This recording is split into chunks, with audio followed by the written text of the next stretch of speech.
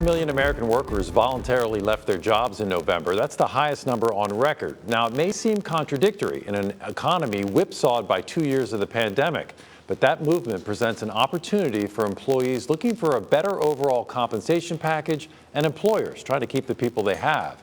Here to talk about what is being called the Great Resignation is Sandy Wiggins. He's the president of ACG Wealth Management in Midlothian. Sandy, welcome. Thanks to be here. So tell us, what is this Great Resignation? Well, yeah, I mean, it's basically a lot of employees are looking for either a better job, better compensation, less stress.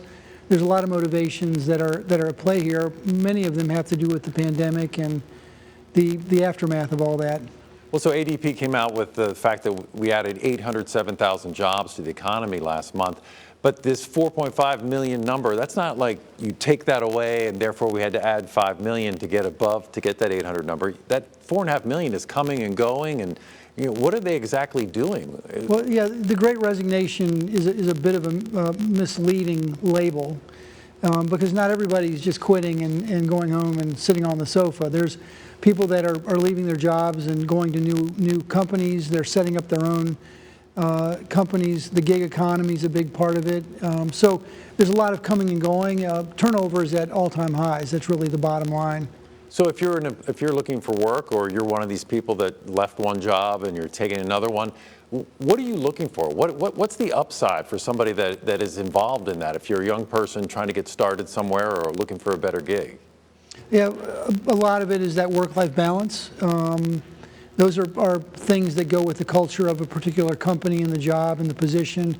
Compensation is a big part of it. The base compensation certainly is what people think about, but there are lots of other things at play. Benefits such as 401ks and company matches, profit sharing also play a part in what somebody should look at when making a decision about that. So it's not just pure wages alone, it's also the opportunity for benefits, the opportunity to actually, hey, maybe I can save for retirement. Yep. There are profit sharing as an example. Companies can set up profit sharing plans that actually incent individuals. It's not a one-size-fits-all approach. And so if you're looking for a company that's really going to appreciate you, really dig into the retirement plan, the 401k profit sharing, and what the opportunity is there for a reward for being a good, hardworking employee. And we were talking earlier, you're saying employers now are offering all of these different benefits that companies that never before would have offered such things. Yeah, we were chatting a moment ago about restaurants as an example.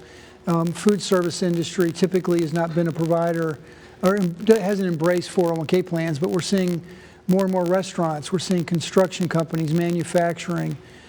So companies are realizing the 401k plan can be a great tool for attracting and retaining employees in this great resignation environment that we find ourselves in. So it sounds like an opportunity, the pandemic, ironically, providing sort of an upside, a chance for young people to get benefits they might not have otherwise had, and companies getting adjusted to it. Sandy Wiggins, we want to thank you for your time, president of ACG Wealth Management in Midlothian. Appreciate your insights as always. Great, thanks a bunch.